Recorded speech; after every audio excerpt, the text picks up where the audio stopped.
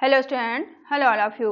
हम आपको RBSC class 8 का जो कंप्यूटर करा रहे हैं, इसका हमारा सेकेंड अध्याय चल रहा है, दूसरा अध्याय चल रहा है। इसके 4 पार्ट पहले अपलोड किए जा चुके हैं। अगर आपने नहीं देखा देख लीजिए। ये चैप्टर आपका काफ़ी पड़ा है, इसलिए काफ़ी पार्ट इसके बन रहे हैं, क्योंकि हम साथ साथ इसकी लाइव प्रैक्टिस भी कर रहे हैं, इसलिए चैप्टर जो है आपके काफ़ी पार्ट बनने जा रहे हैं। तो चलिए कोई बात नहीं, आपकी अच्छी से प्रैक्टिस भी हो जाएगी, जिसमें आप लाइव प्रैक्टिस आप देखेंगे तो आप स्कूल में अपने विद्यालय में जाके अपनी लैब में जाके अच्छे से प्रैक्टिस कर पाएंगे। बाकी आपके टीचर जो हैं, आपके शिक्षक आपकी सहायता करेंगे। चलिए, स्प्रेडशीट हम पढ़ रहे थे, जिसका काफ़ी पोर्शन कवर हो चुका है। आई होप आज ये चैप्टर खत्म भी आपका हो सकता है। तो ये आपका 5th पार्ट है, 5वां पार्ट है। तो शॉर्टिंग वगैरह हम पढ़ चुके हैं, असेंडिंग डिसेंडिंग ऑर्डर पढ़ चुके हैं। शॉर्टिंग को आप किस तरह से उपयोग कर सकते हैं हम लाइव क्लास में प्रैक्टिकल करके भी देख चुके हैं। ये शॉर्टिंग वाला कस्टम शॉर्टिंग भी हम कर चुके हैं। फिल्टर क्या होता है, फिल्टरिंग उसी भी लगा के देख लिया था हमने। उसके बाद फार्मूला हमने किए थे, फार्मूला फंक्शन हमारा जो है चल रहे हैं। सब हमने फार्मूले को बनाना भी सीख लिया है कि आप किस तरह से फार्मूले अपने बना सकते हैं, कैसे फंक्शन बना सकते हैं। यहाँ तक हम कंप्लीट कर चुके हैं। ये सारे फंक्शन भी हमने करके देख लिए हैं। बेसिक फार्मूला क्या होते हैं, उन्हें आप कैसे बना सकते हैं, उन्हें भी हम करके देख चुके हैं। इन्हें प्रैक्टिकली भी हमने अप्लाई कर लिया था, एवरेज वगैरह भी हो गया है आपका। ठीक है। काउंट फॉर्मूला आप काउंट कैसे कर सकते हैं, प्रोडक्ट का उपयोग कैसे कर सकते हैं, प्रोडक्ट फंक्शन का उपयोग हम बना सकते हैं। नाउ और टुडे का भी उपयोग हमने करके देख लिया था, डेट और टाइम के लिए जो होता है। अब यहाँ से आपका स्टार्ट होता है वर्कशीट। वर्कशीट में आप फॉर्मेटिंग क्या है, वर्कशीट में फॉर्मेटिंग क्या होती है, यहाँ से हम पढ़ने वाले हैं आज। सेल कहते हैं सिंगल इकाई को, जो आपकी सिंगल ही छोटा सा बना होता है, ये आपका सेल कहलाता है। सेल स्टाइल फॉर्मेटिंग कई प्रकार की विशिष्ट स्टाइल का एक परिभाषित समुच्चय है। ठीक है। इसमें अलग अलग तरह से हम किस तरह से इसको चेंज कर सकते हैं, फॉर्मेटिंग कर सकते हैं, वो हम देखेंगे आगे। जैसे कि फॉन्ट और फॉन्ट आकार, जैसे कि आप अपने फॉन्ट में चेंज करते हैं, उसके आकार में, उसके कलर में। संख्या प्रारूप में आप कोई नंबर लिख रहे हैं, उसमें आप चेंजेस करते हैं उसकी फॉर्मेटिंग में। सेल बॉर्डर, आप सेल में बॉर्डर देते हैं। और सेल में आप छायांकन, आप अलग अलग तरह की फॉर्मेटिंग जिस तरह से आप अपने सेल में उपयोग करते हैं, जैसे अपने डाटा में करते हैं, वैसे आप सेल में भी कर सकते हैं। किसी को भी विशिष्ट सेल में परिवर्तित करने से रोकने के लिए, ठीक है, आपको एक विशिष्ट सेल में किसी चीज़ को अगर नहीं बदलना है तो उसे आप कैसे रोक सकते हैं। सेल को लॉक करने वाली सेल स्टाइल का भी हम उपयोग करना सीखेंगे। आप अपने सेल को किस तरह से लॉक कर सकते हैं, उसे भी हम इसमें सीखने वाले हैं। तो चलिए शुरू करते हैं। यहाँ से आपका कंडीशनल फॉर्मेटिंग स्टार्ट हो जाती है, यानी कि सशस्त्र प्रारूपण यानी कंडीशनल फॉर्मेटिंग यहाँ से आपकी शुरू होती है। वर्कशीट में बहुत सारे डेटा को, जो वर्कशीट आप बनाएंगे, इसमें अभी तो हम थोड़ा थोड़ा लिख कर देख रहे हैं, प्रैक्टिस कर रहे हैं, लेकिन जब आप अपनी पूरी वर्कशीट तैयार करेंगे आप, तो बहुत सारा डाटा हो जाएगा। आप 10 बच्चों का लेंगे, 5 बच्चों का लेंगे, या जैसे आपके शिक्षक बनाते हैं तो आप पूरे आपकी क्लास में जो 30-40 बच्चे होते हैं सबका बनाते हैं, है ना। तो इस तरह से काफ़ी सारा डाटा इकट्ठा हो जाता है। तो वर्कशीट में बहुत सारे डाटा में से कुछ विशेष प्रकार के डाटा को पहचानने अथवा किसी निश्चित शर्तों के आधार पर डाटा को अलग प्रकार से फॉर्मेट करने हेतु वर्कशीट शीट में आप कंडीशनल फॉर्मेटिंग का उपयोग किया जाता है। ठीक है। कंडीशनल फॉर्मेटिंग लिब्रे कैल्क की एक बहुत ही महत्वपूर्ण विशेषताओं में से एक है। ठीक है। तो आपके स्कूल में कौन सा सॉफ्टवेयर आपको यूज करवाया जा रहा है, एप्लीकेशन, वो आप देख लीजिएगा, उसमें आपके शिक्षक आपकी सहायता करेंगे। यहाँ पे कैल्क का भी जिक्र किया गया है, और MS ऑफिस के माइक्रोसॉफ्ट वर्ड का भी, माइक्रोसॉफ्ट एक्सेल का भी उपयोग किया जिक्र था आपके चैप्टर में। तो हम माइक्रोसॉफ्ट एक्सेल में प्रैक्टिस कर रहे हैं। ठीक है। इसकी सहायता से आप बहुत सारे काम कर सकते हैं, जैसे कि डाटा का दूसरा प्रति खोजना। अगर डाटा के आप दूसरी प्रति खोजना चाहते हैं तो वो कर सकते हैं। एक डाटा को दूसरे डाटा के साथ आप तुलना करवा सकते हैं। ठीक है। एक डाटा को आप दूसरे डाटा से क्या करा सकते हैं, तुलना करा सकते हैं। रंग रूप को आप बदल सकते हैं इत्यादि, ऐसे बहुत सारे काम इसके माध्यम से आप कर सकते हैं। इसमें कुछ नियम पहले से बने हुए हैं, कुछ नियम हैं तथा फॉर्मूले हैं। इसके कुछ नियम और फॉर्मूले भी दिए जाते हैं, और अधिक नियम बना सकते हैं। जैसे कि हमने फॉर्मूलों में देखा था कि कुछ तो फॉर्मूले जो आपके बने हुए हैं उनके अलावा आप अपने खुद के फंक्शन फॉर्मूले भी बना सकते हैं, वैसा ही यहाँ पर भी आप कुछ कर सकते हैं इसमें भी। तो चलिए हम कैसे करेंगे इसको कंडीशनल फॉर्मेटिंग में। यहाँ पर देखिए ये आपको एक टेबल दिखाई दे रही होगी, ठीक है, जिसमें कि सीरियल नंबर दिया गया है, नाम दिए गए हैं बच्चों के, हिंदी इंग्लिश मैथ के नंबर दिए गए हैं, यहाँ पर एक टोटल का कॉलम बना हुआ है, ठीक है।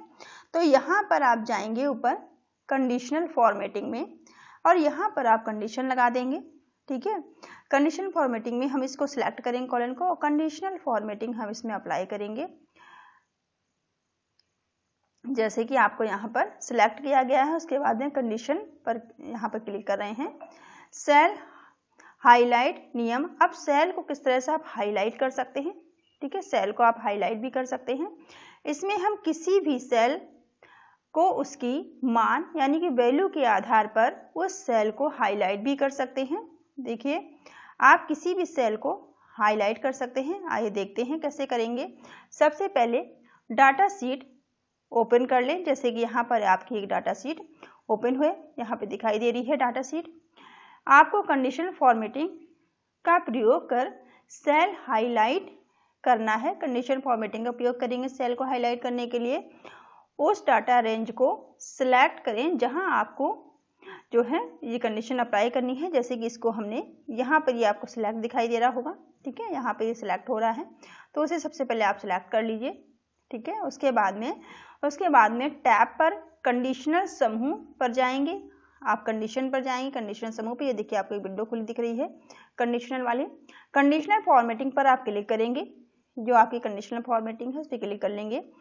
कंडीशन पर क्लिक करें, यहाँ पर बहुत सारे नियम ओपन होंगे, बहुत सारे आपको नियम दिखाई देंगे जिनको हम आगे एक एक करके हम देखेंगे, बता रहे हैं। बहुत सारे आपको नियम होंगे जहाँ आप एक एक करके देख सकते हैं। उसके बाद में ग्रेटर देन को आप सिलेक्ट कर लेंगे, ठीक है। किसे सिलेक्ट करेंगे? ग्रेटर देन को। उसके बाद में वैल्यू और स्टाइल के ऑप्शन पर आप जाएंगे, ठीक है, और ओके पर क्लिक कर देंगे। तो यहाँ पर देखिए जहाँ जिन जिन वैल्यू को आपने सिलेक्ट किया था वहाँ पे आपको ये येलो से हाईलाइट आपको दिखाई दे रहा है, ठीक है। येलो से उसने उस सेल को क्या करा है, हाईलाइट कर दिया है। वो सेल आपके हाईलाइट दिखाई दे रहे हैं। चलिए हाईलाइट को हम करके भी देखते हैं कि आप किस तरह से करेंगे इसे कंडीशनल फॉर्मेटिंग को। अपनी एक्सेल शीट ओपन कर लेते हैं यहाँ पर, ठीक है, हम आ गए अपनी एक्सेल शीट के अंदर। अब यहाँ पर देखते हैं कि कंडीशनल फॉर्मेटिंग को सबसे पहले आप ढूंढिए कि आपको कंडीशनल फॉर्मेटिंग जो है आपको इस शीट में कहाँ पे मिलने वाली है, ठीक है। तो यहाँ पर पेज में आ गए, रेंज में आ गए, फॉर्मूले में आपको फॉर्मूला मिलेगा।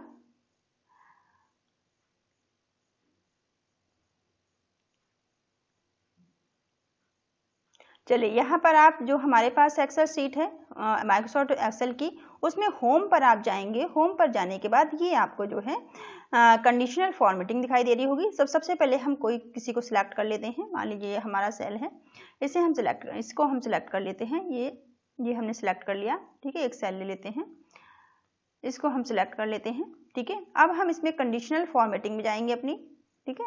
कंडीशनल फॉर्मेटिंग में जाने के बाद हमें हाईलाइट करने हमने सीखा था। आप सेल को हाईलाइट करना चाहते हैं तो आप सेल पर जाएंगे, ठीक है। सेल पर जाने के बाद हमने ग्रेटर देन पढ़ा है तो ग्रेटर देन पर हम जाएंगे, ठीक है। ग्रेटर देन पर हम इस पर क्लिक कर देंगे। तो देखिए ग्रेटर देन पे जैसे ही हमने क्लिक किया तो इस टेबल पे सबसे बड़ा नंबर 23 ही था, तो 23 को इसने सिलेक्ट कर दिया, ठीक है।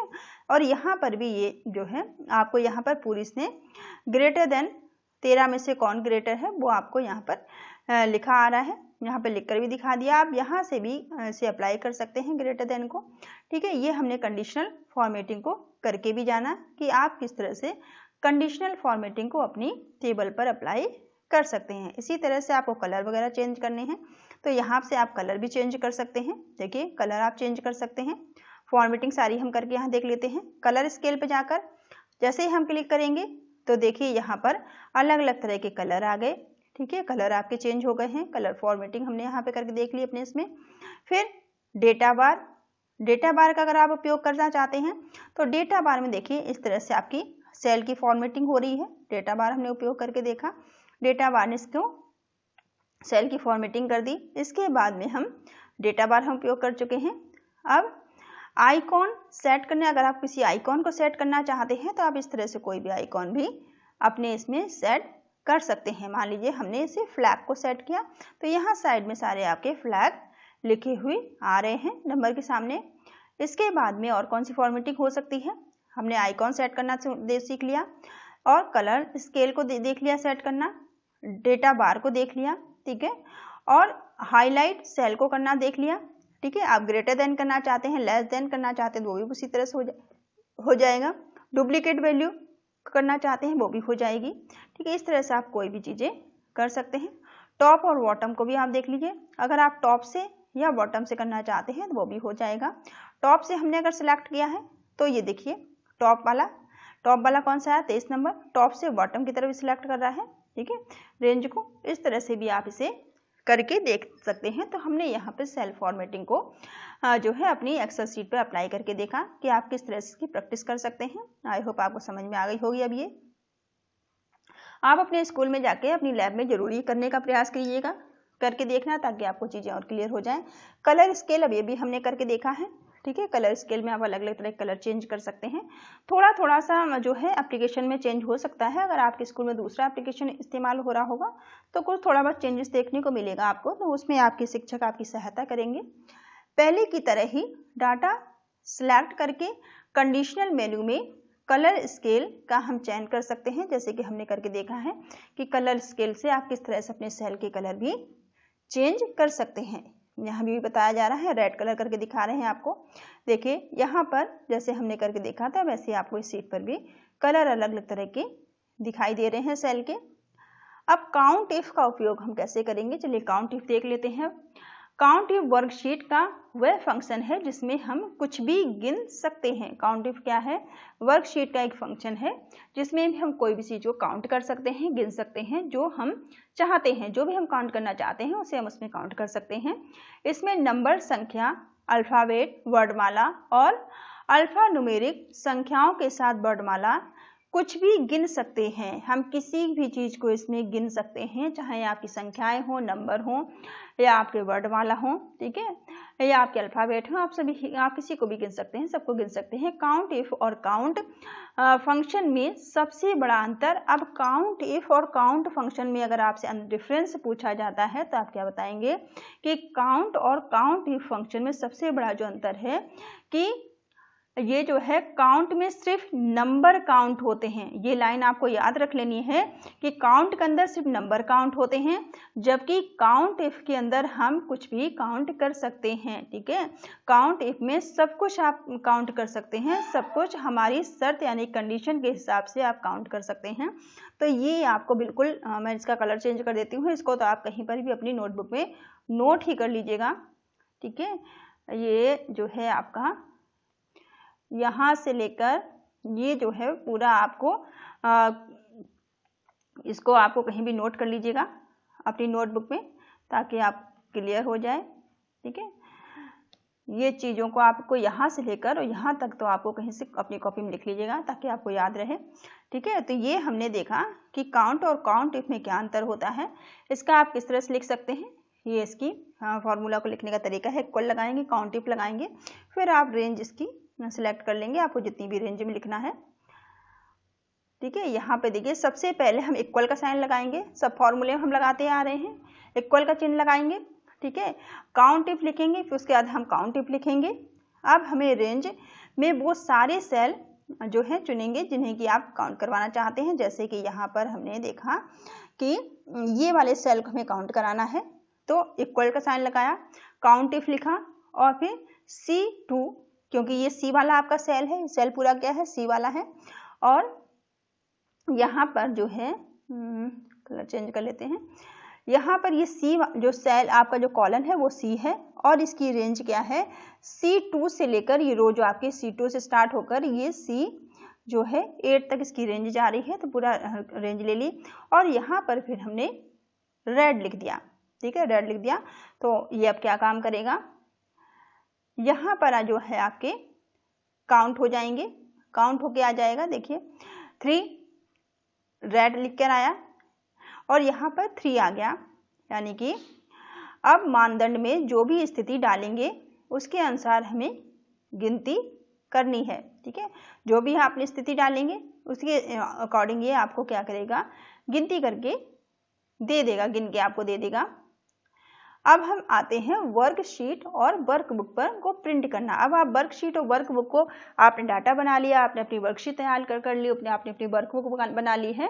अब आप उसे प्रिंट करना चाहते हैं, आपने सारा आपका डाटा काम कंप्लीट हो गया है, अब आप उसे प्रिंट करना चाहते हैं तो कैसे करेंगे, संपूर्ण या आंशिक वर्कशीट या वर्कबुक प्रिंट कर सकते हैं। आप पूरी जो है वर्कशीट भी आप अपनी प्रिंट कर सकते हैं और आंशिक मतलब इसके कुछ कुछ हिस्से भी, जो आप अगर पूरी नहीं चाहते हैं, आधी चाहते हैं, जितना पोर्शन आप चाहते हैं उतना भी आप उसे प्रिंट कर सकते हैं।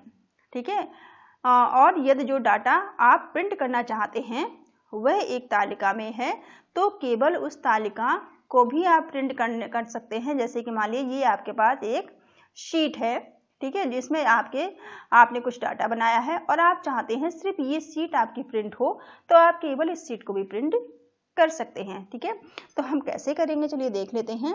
एक या अनेक वर्कशीट प्रिंट करें। कैसे, उस वर्कशीट का चयन करें जिसे आप प्रिंट करना चाहते हैं। तो आप फाइल में जाएंगे, प्रिंट चुनेंगे या फिर आप Ctrl+P का भी उपयोग कर सकते हैं।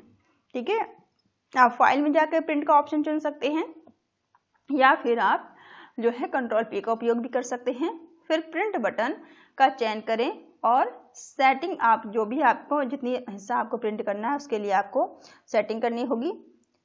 सेटिंग्स समायोजित करें, सेट करें किस किस को आपको प्रिंट करना है। ठीक है, यहाँ पर हम पहले देख लेते हैं। आपकी ये रही आपकी वर्कशीट। ठीक है, यहाँ पर आप जाएंगे फाइल में। ठीक है, फाइल में जाने के बाद में यहाँ पर आपको प्रिंट का ऑप्शन मिल जाता है। देखिए, new, open, save as, print का ऑप्शन मिल गया आपको। यहाँ से आप प्रिंट ले सकते हैं इस पर क्लिक करके भी, या फिर आप Ctrl+P का उपयोग भी कर सकते हैं अपनी वर्कशीट को प्रिंट करने के लिए। ठीक है, यहाँ तक क्लियर हुआ। वे सभी कार्य पुस्तक फाइलें जिन्हें प्रिंट करना चाहते हैं एक ही फोल्डर में होनी चाहिए। जिन्हें आप प्रिंट करना चाहते हैं उन्हें आपको एक ही फोल्डर में रखना चाहिए। फाइल खोलेंगे अपनी, जिस फाइल को आपको प्रिंट करना है उस फाइल को आपको ओपन करना पड़ेगा सबसे पहले। फिर कंट्रोल दबाएं, कंट्रोल को आप प्रेस करें, कंट्रोल दबाएं आप कीबोर्ड से। प्रिंट करने के लिए प्रत्येक कार्य पुस्तक के नाम पर क्लिक करें और प्रिंट का चयन करें। जिसको आपको प्रिंट करना है उसके नाम पे आपको क्लिक करना पड़ेगा।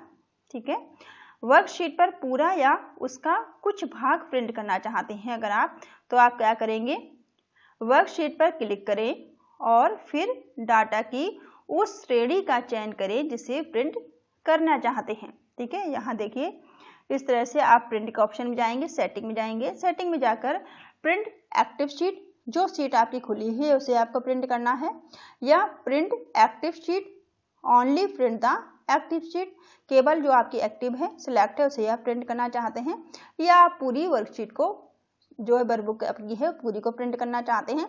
यहाँ से आपको जो भी करना है वहाँ से आपको क्लिक कर देना पड़ेगा। यहाँ से आपको ऑप्शन आप सिलेक्ट कर सकते हैं। फाइल का चयन करें और फिर प्रिंट पर आपको क्लिक कर देना है लास्ट में। सेटिंग के अंतर्गत प्रिंट एक्टिव शीट, जो एक्टिव शीट है, जो आपकी एक्टिव शीट है यानी जो शीट आपकी खुली हुई है जिस पे आप काम कर रहे हैं, आगे वाले तीर का आप चयन करें और उचित विकल्प का चयन करें। यानी कि यहाँ से आप जो विकल्प आप चाहते हैं, जैसा करना चाहते हैं उस पर आप क्लिक करना होगा आपको। प्रिंट चुनें। अब प्रिंट करने के लिए यदि किसी वर्कशीट में प्रिंट क्षेत्र परिभाषित है तो वर्कशीट केवल उन प्रिंट क्षेत्र को प्रिंट करेगी। यदि केवल परिभाषित प्रिंट क्षेत्र को प्रिंट नहीं करना है तो प्रिंट क्षेत्र को आपको अनदेखा कर के आप उसको चेक बॉक्स पे जिसे आप प्रिंट करना चाहते हैं उसे आपको सिर्फ चेक कर लेना पड़ेगा, उसे आप चेक कर दीजिएगा।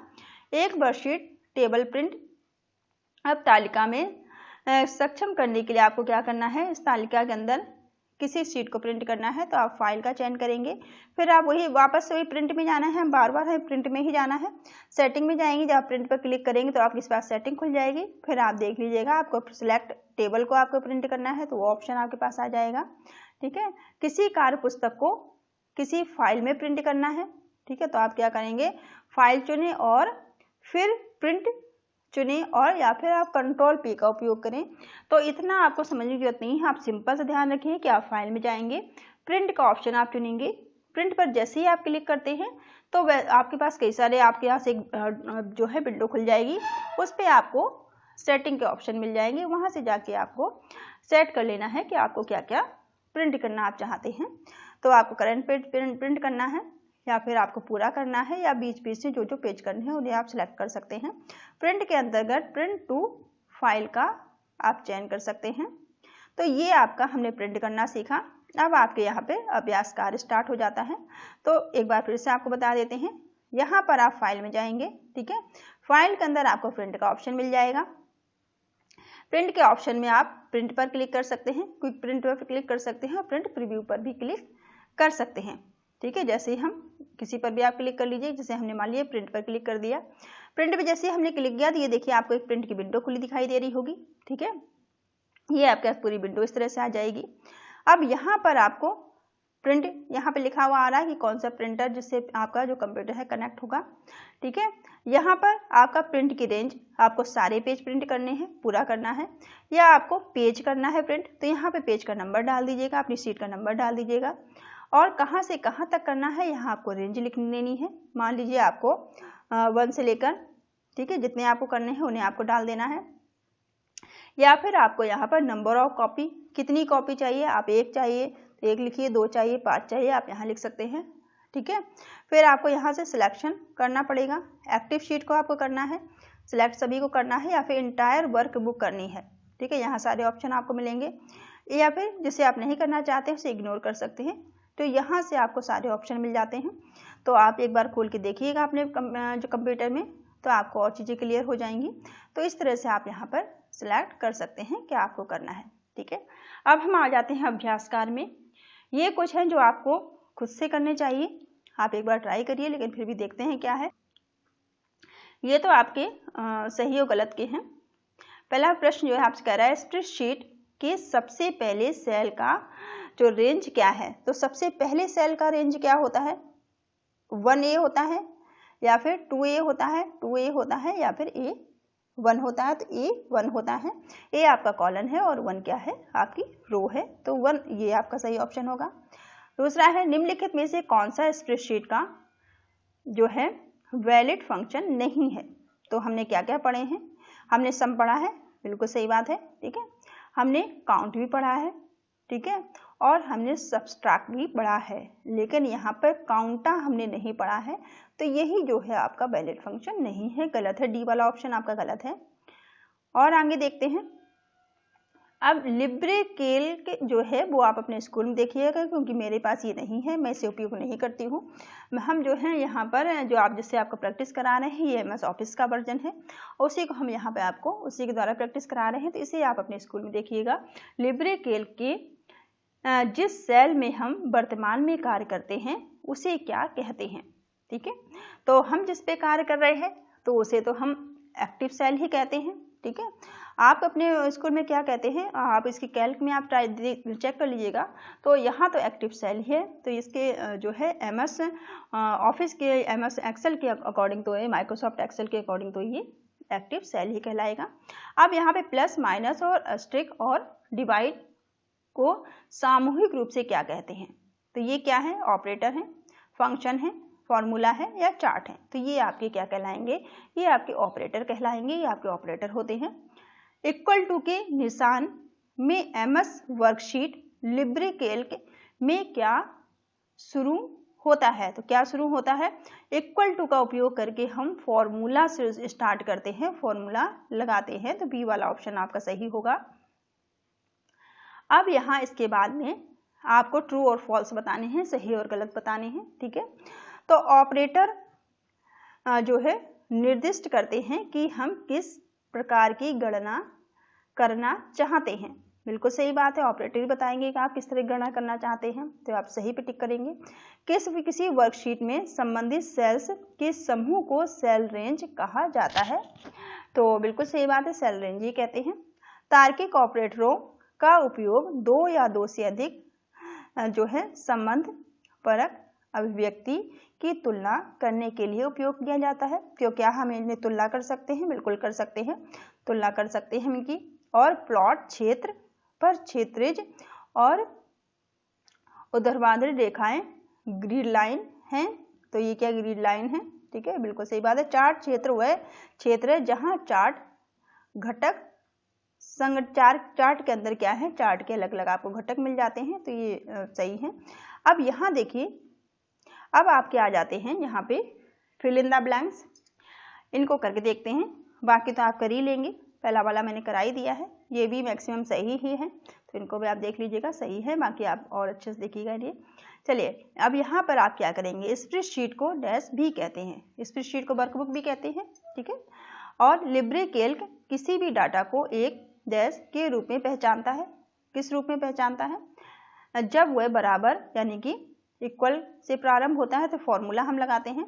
वर्कशीट में डाटा को मूल शीट में एक विशेष क्रम में प्रदर्शित करने के लिए किसका उपयोग करते हैं? वर्कशीट। लिब्रे कैल्क में कुछ पूर्व निर्धारित फॉर्मूला होते हैं जिन्हें कि फॉर्मूला ऑफ फंक्शन कहते हैं। तो ये चलिए इसको देखते हैं।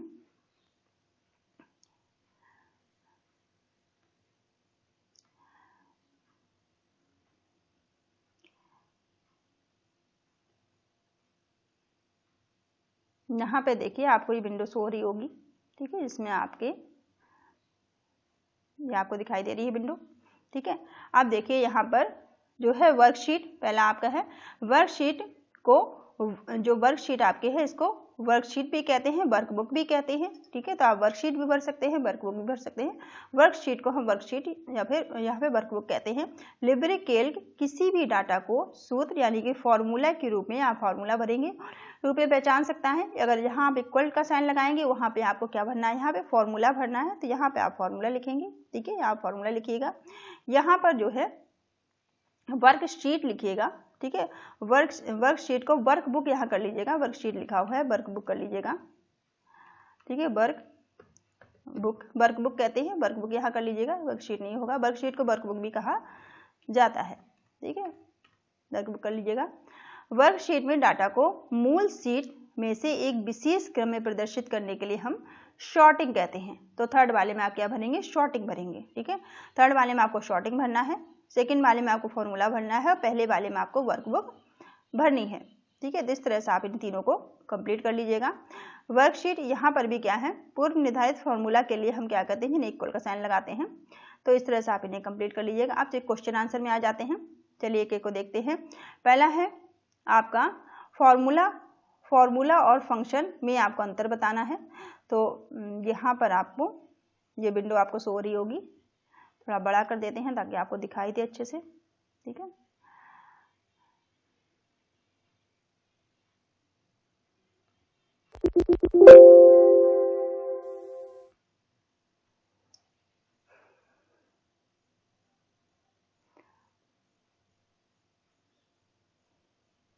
देखिए फॉर्मूला और फंक्शन में क्या अंतर है।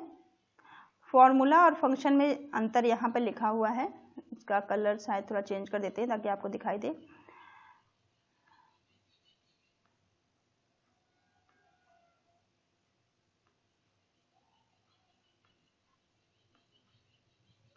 ठीक है, आपको दिख रहा होगा। तो फॉर्मूला और फंक्शन में अंतर यहाँ पे पूछा गया है। तो फॉर्मूला यह एक उपयोगकर्ता द्वारा बनाई गई गणितीय अभिव्यक्ति यानी कि एक्सप्रेशन है। उदाहरण के लिए जैसे कि हमने फॉर्मूला बनाना सीखा था, equal to a1 plus b1 plus c1, इस तरह से आप फॉर्मूला बना सकते हैं। फंक्शन यह जो है एक्सेल में पहले से बना हुआ बिल्ट इन फॉर्मूला होता है। फंक्शन क्या होता है, पहले से बना हुआ फॉर्मूला होता है। जैसे इक्वल सम पहले से बना हुआ है, a1 is to c2, इस तरह से आप इसे लिख सकते हैं, ठीक है। आई होप आपको समझ में आया हो इसका आंसर। तो इस तरह से आप वीडियो को होल्ड करके आप नोट डाउन कर लीजिएगा। सेकेंड वाला देखते हैं। इसी तरह सेकेंड वाला क्वेश्चन है लुकअप फंक्शन के बारे में पूछा गया है। तो लुकअप जो फंक्शन होता है, डेटा खोजना, इसका उपयोग किसी बड़े वर्टिकल टेबल के पहले कॉलम में किसी विशिष्ट वैल्यू को खोजने के लिए किया जाता है। सिंपल से क्या है कि जब आपको किसी बड़ी सी आपने बहुत बड़ी टेबल बना ली, मान लीजिए बहुत बड़ी, इसमें बहुत सारे रो और कॉलम हैं, तो एक बड़ी सी टेबल में आपको कुछ खोजना है, कोई डाटा खोजना है, कोई वैल्यू खोजनी है, तो उसके लिए हम लुकअप फंक्शन का उपयोग करते हैं। ठीक है, सिंपल सा आप लिख लीजिएगा कि जब हम लुकअप फंक्शन का उपयोग कब करते हैं, जब बहुत बड़ी टेबल से फिर डाटा को खोजना होता है। ठीक है, आप ऐसे लिख सकते हैं वर्कशीट में कितने सेल होते हैं। तो वर्कशीट में बहुत सारे सेल होते हैं, बहुत सारे कॉलम होते हैं, इनकी संख्या है जो आपको याद रखनी चाहिए। तो आप इसमें जो है आपको याद कर लीजिएगा, यहाँ से लिख लीजिएगा कि वर्कशीट में कुल संख्या इसकी, देखिए कुल संख्या इसकी कितनी है, ये यहाँ पर संख्या दी गई है। ठीक है, तो इनकी जो है वर्कशीट वर्कबुक में SL 2007 के अंदर बहुत सारी है, तो यहाँ संख्या को आपको याद कर लेना है। ठीक है, ये संख्या आप लिख सकते हैं, इनकी गणना कर सकते हैं। रो की संख्या है और कॉलम की संख्या दी गई है, रो कॉलम की संख्या दी गई है, तो उन्हें आप नोट डाउन कर सकते हैं। अब यहाँ पे थर्ड है शॉर्टिंग और फिल्टर में क्या अंतर है, ये आपको बताना है, शॉर्टिंग और फिल्टर। तो चलिए देखिए, शॉर्टिंग और फिल्टर में अंतर बताना है। तो शॉर्टिंग यह आपके डेटा के क्रम को बदलता है, जैसे कि A to Z या फिर A to Z या Z to E, यानी कि संख्याओं को छोटे से बड़े इनमें बदल देता है। और फिल्टर क्या काम करता है, शॉर्टिंग का मतलब समझ में आया कि हमने असेंडिंग और डिसेंडिंग ऑर्डर जो पढ़ा था, जो फर्स्ट वीडियो में ये हमने पढ़ लिया था, असेंडिंग और डिसेंडिंग ऑर्डर में डेटा को बदलता है, यानी कि बड़े से छोटे और छोटे से बड़े क्रम में डेटा को ये बदल देता है। इसमें कोई भी डेटा छिपता नहीं है। ठीक है, इसमें छिपने वाली जैसी कोई बात नहीं होती है। और फिल्टर के अंदर ये केवल उस डेटा को दिखाता है जो आपकी दी गई शर्तों यानी क्राइटेरिया को पूरा करता है। और फिल्टर के अंदर आप जिस डेटा को चाहते हैं ये उसी डेटा को आपको दिखाएगा, उसे फिल्टर कहते हैं। और शॉर्टिंग के अंदर ये किसी डाटा को छिपाता नहीं है, A से Z और Z से A यानी असेंडिंग और डिसेंडिंग ऑर्डर में ये डेटा को आपके शॉर्ट करके दिखा देता है। फिफ्थ क्वेश्चन है, सबसे पुराने नवीनतम तारीखों की शॉर्टिंग कैसे करेंगे। ठीक है, तो इसके लिए जो है आप ये कैसे करेंगे, देख। तो इसके लिए कॉलम आप सबसे पहले चुनेंगे। ठीक है, सबसे पहले आप तारीख यानी कि डेट्स वाले कॉलम को आप सेलेक्ट कर लेंगे। टैब पर जाएं, रिबन बार में डाटा टैब पर आप क्लिक करेंगे और ऑप्शन चुनें short and filter. Short and filter के अंदर जाएंगे, वहाँ पे जो शॉर्ट का ओल्डेस्ट यानी कि सबसे पुराना टू न्यूएस्ट, जो ओल्डेस्ट टू न्यूएस्ट पे आप सिलेक्ट करेंगे, यानी कि A to Z आइकॉन पर आप क्लिक कर देंगे, तो वहाँ से आपका ये जो है डाटा अप्लाई हो जाएगा। सबसे ज़्यादा जो है न्यूनतम यानी कि नया और पुराना आपको दिख जाएगा। वर्कशीट में डाटा को कैसे फिल्टर करते हैं, अब हमने देखा था कि डाटा वर्कशीट में कैसे फिल्टर। तो वर्कशीट में डाटा को फिल्टर करने के लिए हमें आपको डेटा सेलेक्ट करना पड़ेगा, जिस डाटा का आप फिल्टर करना चाहते हैं।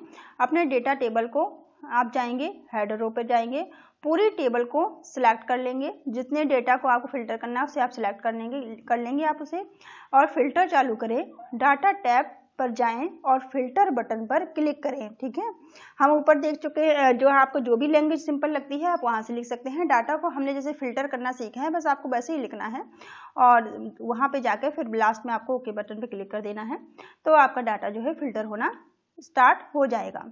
तो आप इस तरह डाटा को फिल्टर कर सकते हैं। और हमने प्रैक्टिकल करके भी देखा है, तो आप जब आप कंप्यूटर में ट्राई करेंगे तो जैसे जैसे आप ट्राई करेंगे आपको चीज़ें समझ में आ जाएंगी। हिंदी में लिखना है, आपकी बुक हिंदी में है, तो कोई बहुत ज़्यादा दिक्कत आपको होने वाली नहीं है। तो जैसे जैसे आप स्टेप आप कंप्यूटर में करते हैं वैसे वैसे आप लिख दीजिएगा। तो यहाँ पर ये चैप्टर आपका खत्म होता है। अब आपका नेक्स्ट चैप्टर है चार्ट्स इन स्प्रेडशीट। अब हम अपनी जो नेक्स्ट आपका पढ़ेंगे, दूसरा जो थर्ड आपका चैप्टर है, उसमें हम स्प्रेडशीट में चार्ट वगैरह हम पढ़ने वाले हैं। तो ये चैप्टर आपका यहाँ पे खत्म होता है। ये वीडियो आपको कैसे लगे हैं कमेंट करके जरूर बताइएगा, और किस सब्जेक्ट के या किस क्लास का वीडियो देखना चाहते हैं वो भी आप बताइएगा, ताकि आपको जल्दी जल्दी उसे प्रोवाइड कराया जा सके। Thank you all of you, thank you for watching.